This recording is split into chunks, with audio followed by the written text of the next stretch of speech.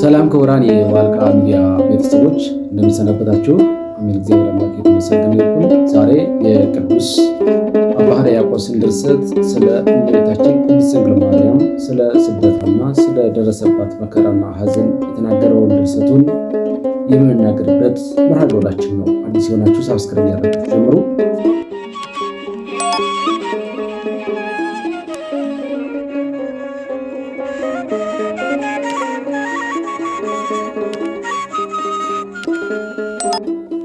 አባ ሕርያቆስ እንግዲህ በድርሰቱ እንዲህ ይላል። ኦ ድንግል አዘክሪ ሀበ መዘክር ዘኢረስ ኩሎ፣ ሁሉም ከማይረሳ ከማይዘነጋ እመቤታችን ሆይ ከልጅሽ ከወዳጅሽ አሳስበሽም ዋጋችን አሰጭ። ሁሉም ከማይረሳ ከማይዘነጋ ከሱ ከልጅሽ አሳስበሽም ዋጋችን አሰጭ ይላል።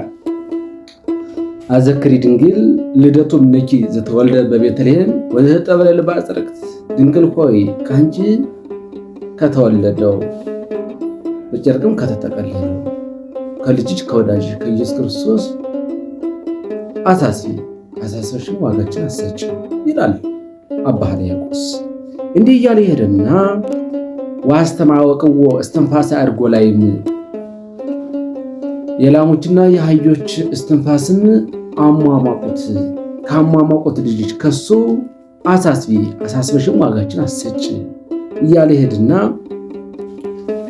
ኦ ድንግል አዘክሪ ድንግል ንግደቶ ዘምስሌኪ እንዘት ጎይ ምስሌሁ እማሀገር ለሀገር በመዋዕለ ሄሮድስ ርጉም፣ በዛ በርጉም ሄሮድስ ጊዜ ከሀገር ወደ ሀገር ከቤተልሔም ወደ ግብፅ በተሰደድሽ ጊዜ ያንን ስደትን አሳስበሽም ዋጋሽን አሰጭ። የኛ ዋጋ ምንድነው ካላችሁ፣ እንተሳስብልን ምንድነው ካላችሁ፣ ኃጢአታችን ይቅር አሰኝታ ያችን መንግስተ ሰማያትን። የክርስቲያን ዋጋ ምንድነው? መንግስተ ሰማያትን መውረስ ነው። መንግስተ ሰማያትን መስጠት ነው፣ መቀበል ነው። መንግስተ ሰማያትን እንድንወርስ አሳስበሽም ዋጋችን አሰጭ ያለ አባ ሕርያቆስ እመቤታችን ዘምናታል። እንዲህ ይለና ደግሞ ዝቅ ብሎ አዘክሪ ድንግል አንብአ መሪረ ወውህዘ እማእይንትኪ ወወረደ ዲበ ገጸ ፍቁር ወልድኪ ይላል። ያንን መራራ ሐዘን ያለቀሽውን ለቅሶ ያዘንሽውን ሐዘን አሳስቢ። ያለቀሽውን ለቅሶ በልጅሽ ላይ የፈሰሰው ለቅሶ እንባሽ ያንን አሳስበሽም ዋጋችን አሰጭ። በእውነቱ በዚህ በወርሃ ጽጌ ይሄን እንጸልየዋለን። ኦ ድንግል አዘክሪ አንብአ መሪረ ዘውህዘ ዲበ ገጸ ፍቁር ወልድኪ፣ በልጅሽ በወዳጅሽ በኢየሱስ ክርስቶስ ላይ የወረደውን እንባሽን አሳስቢ። ከሀገር ወደ ሀገር የተሰደድሽውን ስደትሽን አሳስበሽም ዋጋችን አሰጭ ብለን እንጸልያለን። ነው ማይሌት ብቻ መቆም የሚታየ ማይሌት መቆሙ ወይስ ሚስጥሩ ሁሉ ነው? በእውነቱ ክርስቲያኖች ይህን ጸሎት በዚህ ሳምንት በዚህ ወር በዚህ በዘመነ ጽጌ ልናስበው ይገባናል። ምንዳቤ ዋጸባ ዘበጽሐት ምስሌሁ፣ ከሱ ጋር የደረሰብሽ ያ ሁሉ ችግር፣ ያ ሁሉ ረሃብ፣ ያ ሁሉ ስቃይ፣ ያ ሁሉ ብርድ፣ ያንን ሁሉ አሳስበሽም ዋጋችን አሰጭ ይላል አባ ሕርያቆስ ያ ሊቅ። በጓደኞቹ ዘንድ ተንቆ የነበረው ቅዳሴም እንኳን እንዳይገባ ታግዶ የነበረው ሊቅ፣ ይሄ ደንቆሮ ነው ምንም አያውቅም እያሉ የሚዘባበቱበት ትሕትና ስላለውና ራሱን ዝቅ ስላደረገ ብቻ በካህናቱ ዘንድ ተንቆ የነበረው እሱ ሊቅ አንድ ቀን ዛሬማ ጉዱን ነው የምናየው፣ ቅዳሴ ግባ እንበለውና እስቲ ምኑን ይቀድሰው ይሆን አያውቅ ደንቆሮ ነው ብለው ቅዳሴ አስገብተውት ማምላክ ግን አጥብቆ ወዳት ስለነበረ ማጽራትም ስለነበረ ይህን ቅዳሴ አሁን የምነግራችሁን ድርሰት እመቤታችን በዛ ቅዳሴ እንደገባ ገለጸችለት። በጣም ይገርም እኮ ነው። ያ በቅዳሴው ላይ ሆኖ በመሰዊያው ፊት ለፊት ቆሞ እመቤታችን ታየችው። የት ላይ ሆና ካላችሁ በግብፅ በረሃ ላይ ስትንከራተት ያያት ነበረ። ግብፅ በረሃ ላይ በግብፅ በረሃ ውስጥ ከልጇ ጋር ስታለቅስ ያያት ነበር። ሾሁ ሲወጋት ያያት ነበረ። ልመና ስትሄድ እንዴት እንደምትሰቃይ ያያት ነበረ። ልመና ስትል ያቺ ትዕማር የምትባል እኩይ ሴት ቁራሽ በመስጠት ፈንታ ልጇን ክብር ምስጋና ይግባውና ኢየሱስ ክርስቶስን ከእቅፏ ላይ ነጥቃ ወደ ምድር ጣለችው። ሎቱ ስብሐት ክብር ምስጋና ለኢየሱስ ክርስቶስ ሲሆን ለልጇ ለወዳጇ ከምድር ጣለችው። በዚህ ጊዜ እመቤታችን ቅድስት ድንግል ማርያም ብክንክን ብላ የእናት ልብ ሩሩህ ነውና ልቧ አልችልላት ብሎ ብድግ ልታደርግ ውስጥ አረጋዊ ዮሴፍ ግን ጠባቂዋ ተብሎ እሱ የተሰጣ ታየው ታምሩን ያሳያል። ለምን? ኢየሱስ ክርስቶስ እንደሆነ አምላክ እንደሆነ የተወለደው ልጅ አምላክ እንደሆነ ያውቅ ነበር። ለምን ካላችሁ መልአኩ ነግሮታል። በጸነሰች ጊዜ ከመንፈስ ቅዱስ ነውና እሷን የዘመድ አትፍራ ብሎ ነግሮት ነበር። ኋላም ወደ ግብፅ በረሃ ሲሰደድ ደግሞ መልአኩ መጥቶ ወደ ግብፅ በረሃ ሂድ ተመለስ እስከምልህ ድረስ እንዳትመለስ ብሎ ነግሮት ስለነበረ አምላክ እንደሆነ አረጋዊ ዮሴፍ ያውቃል። በዚህ ምክንያት ታዩ ታምሩን ይግለጻል። ኢየሱስ ክርስቶስ ያ ሕፃን በምድር ላይ እንደወደቀ ክብር ምስጋና ለእሱ ይሁንና ታምር ሰራ። ታምሩ ምንድነው ካላችሁ ያቺ ኢየሱስ ክርስቶስን እንድትጥለው ያዘዘቻት ያቺ ሴት ኢየሱስ ክርስቶስን ወደ ምድር የጣለችው ማለት የቤቷ ባለቤት ናት። የቤቷ ባለቤት ምድር ተከፍታ ስትወጣት ያቺ ደግሞ ኮቴባዋ ወይም ደግሞ የቤት ሰራተኛው የታዘዘችው ጌታን እንድትጥለው ታዘዘችው ሰራተኛ ጦጣ ሆና 4 እግር አውጥታ አጎምሳ መሄድ ጀመረች። ምን ይህ ብቻ? በዛን ዘመን ኢየሱስ ክርስቶስን ለማሳደድ አጋንንት በዓለም መልተው ነበር። የሰው ልቦና ሁሉ አነሳሰውት ነበር። በዚህ ምክንያት የሰፈሩ ሰዎች ጦጣና ዝንጀሮ እየሆኑ መጥቶ ምን ጉድ ተፈጠረ ሲሉ ጦጣና ዝንጀሮ የገንዛ ውሾቻቸው እያባረሯቸው ወደ ግብፅ በረሃ በዛ ወደ ጫካው ከሰውነት ወደ አውሬነት ተቀየሩ። በእውነቱ ዛሬ የታምር ቢሰራ ስንቶቻችን ጦጣና ዝንጀሮ ሆነን እናልቅ ነበር። በእውነቱ ስንቶቻችን ዛሬ እንዲያው ሰው ሆኖ ቆሞ የሚጓዝ ይኖር ይሆን? ኢየሱስ ክርስቶስን ስንት ጊዜ በስሙ ስንት ጊዜ ተነገደበት። ስንት ጊዜ ጌታኔም ጌታ ባርኮኛል እኔ ጌታ ነኝ እያሉ ስንቶች ናቸው ኢየሱስ ክርስቶስን የጣሉት? ባረባ ቦታ ላይ በጭፈራ ቦታ ላይ ስሙን ስንት ጊዜ። እግዚአብሔር ግን መጀመሪያን ወደ ግብፅ በረሃ የተሰደደ ለኛ የኛን ስደት ለመካስ ስለነበረ ያንን ታምር ዛሬ ማድረግ አይፈልግም እንጂ ማድረግ ቢፈልግ አንድ ሰው እንኳን በሁለት እግሩ ይጓዝ አይኖርም ነበር። ሁሉ ጦጣና ዝንጀሮ ሆኖ ያልቅ ነበር። ዳሩ ግን በዛን ዘመን የተሰደደው ስደት እኛን ከስደት ለመመለስ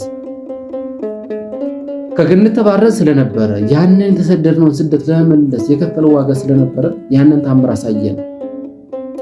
ይህን ያይ ነበረ አባ ሕርያቆስ በቤተ መቅደሱ ቅዳሴ ሲቀድስ።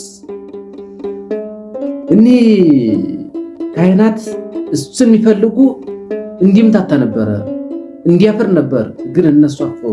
ይህን ድርሰት ሲደርሰው አፈሩ። የሚገርመው ግን ይህን ድርሰት ኦ ድንግል አዘክሪ ሀበ መዘክር እያለ የደረሰውን ድርሰት ከቅዳሴ ጀርባ መቀበል አልቻሉም። አይ አንተ የደረሰውን ድርሰት አንቀበልም። ብዙዎች እኮ ዛሬ መልካም ነገር ስናደርግ አንቀበልም። ልባቸው አላምንላቸው ይላል። የቅናት መንፈስ ይባላል። የቅናት መንፈስ ክፉ ቅናት፣ የክፉ መንፈስ ቅናት ነው። መንፈሰ ቅናት ኢየሱስ ክርስቶስ ያንን 7ቱን አጋንንት ከወጣላት አንዱ አጋንንት መንፈሰ ቅናት ነበር። ወንጌሉ ላይ ያለችው ማርያም ይህን መንፈሰ ቅናት አሮባቸው ስለነበር ዓለም ነው አሉ። ይህን እንዲህ ብሎ አዘክሪ ድንግል ሀበ መዘክር ዘይረስ ሁሉን ከማይረሳ ሁሉን ከማይዘነጋ ከሱ አሳስቢ ዋጋችን አሰጭ እያለ የደረሰውን ድርሰት እመቤታችን ገለጸችለት። ይህን ቅዱስ ድርሰት አልቀበለው ሲሉ ከእሳት ጣሉት። ከእሳት ቢጦ እሳቱ አላቃጥለዋል። ከውሃም ጣሉት። ውሃው ደግሞ አላረሰዋል። መጨረሻ ከህመምተኛ ላይ ያስቀመጡት። ህመምተኛው ተፈወሰ። ከሞት ላይ ያስቀመጡት። ሞቱን አስነሳው። እዚህ በኋላ አመኑ። ሳይወዱ በግድ ምዕመናኑ ይህ ቅዱስ ነው አምነው ሰፍተው ደጉሰው ዛሬ ድረስ እኛ ስንገለገልበት ስንጸልይበት እንኖራለን። አባ ሕርያቆስ እንግዲህ የዚህን ሳምንት የዚህን ወር ቃለ እግዚአብሔርና የእመቤታችንን ስደት በዓይነ ሕሊናው እያየ አዘክሪ ድንግል አንብአ መሪረ ዘውህዘ ማዕይንትኪ ወወረደ ዲበ ገጸ ፍቁር ወልድኪ አዘክሪ ድንግል ረሃብ ወጽማ ወምንዳቤ ወሐዘነው ሁሉ አጸባ ዘውሳቂ ምስሌሁ ከሱ ጋራ የደረሰብሽን ችግር ሁሉ ያንን ረሃብ ሐዘን ሁሉ አጻጺ እባክሽ አጻጺ። በእውነቱ እንደዚህ እያለ ስለማንጸልይ ነው ይሆን ዛሬ ጸሎታችን ሁሉ ከንቱ ይሆናል። አባ ሕርያቆስ እኮ እንዲህ እያለ ሲጸልይ ልቡ ላይ የሚታየው ምንድን ነበር? እመቤታችን ብቻ ነበር፣ የእሷ ስደት ብቻ ነበር የሚታየው። ዛሬ ደግሞ እኛ እንዲህ እያልን ስንጸልይ ልቦናችንና ያለው ጥላቻና ግፍ፣ ምቀኝነት፣ ተንኮል፣ በቀል ነው። ያ ሁሉ ስላለ የእመቤታችን ስደት ማየት ተሳነን። በአፋችን እናገረዋለን ግን ማየት አቃተ። የኛ ችግራችን ይሄ ነው። በቃ ጥበበኛው ሰሎሞን በመኃልየ መኃልይ ምዕራፍ 2 ቁጥር 2 ላይ እንዲህ ይላል፣